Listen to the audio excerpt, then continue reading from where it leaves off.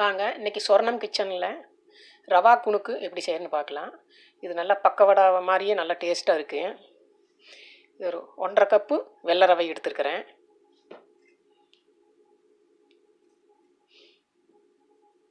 இது என்னென்ன சேர்த்து பிணையிறதுன்னு பார்க்கலாம்.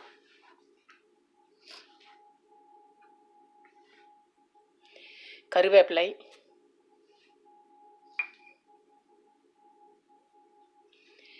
பச்சை மிளகாய் உங்கள் காரத்துக்கு தகுந்த மாதிரி போட்டுக்கலாம். வெங்காயம்,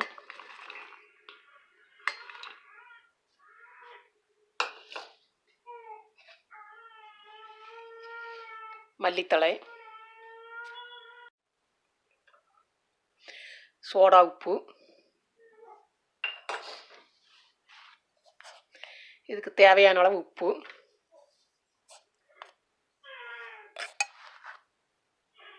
தேங்காய் 3 டீஸ்பூன்.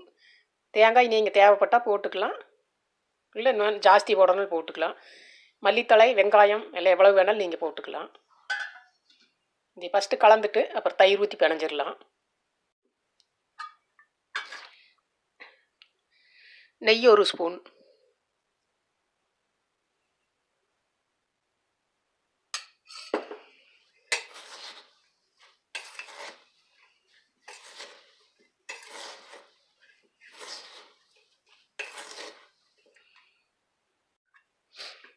இது நல்லா கலந்தாச்சு. இது தயிர் ஊற்றிட்டே பிணையணும். தயிர் ஊற்றிக்கலாம்.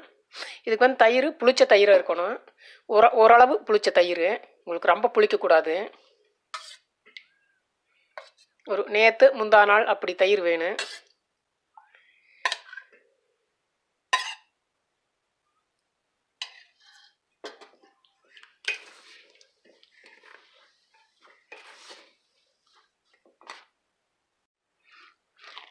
இந்த அளவுக்கு கொஞ்சம் லூஸாக இருக்குது. நீங்கள் ரொம்ப புளிப்பு தயிராக இருந்தால் கொஞ்சம் தண்ணி ஊற்றி பிசைஞ்சிக்கலாம்.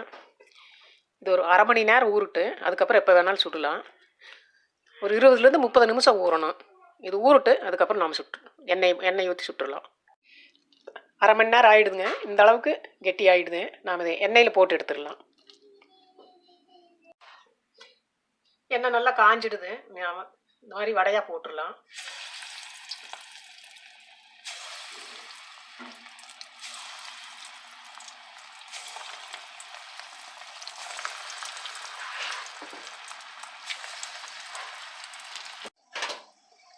இப்படி பாதி வந்ததுக்கப்புறம் கொஞ்சம் திருப்பி விட்டுக்கலாம். நல்லா 2 சைடு சேவந்ததுக்கப்புறம் இந்த நுரையெல்லாம் அடங்கிடணும். ஒரு சத்தம் அடங்கிட்டால் எடுத்துடலாம். நாம் இது நல்லா ப்ரௌன் கலராக வந்துடணும்.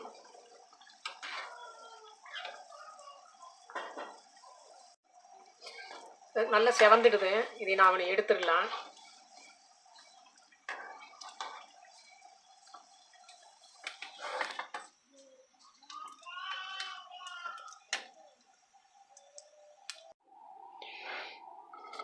இப்போது மொறுன்னு டேஸ்டியான ரவா குணுக்கு ரெடி.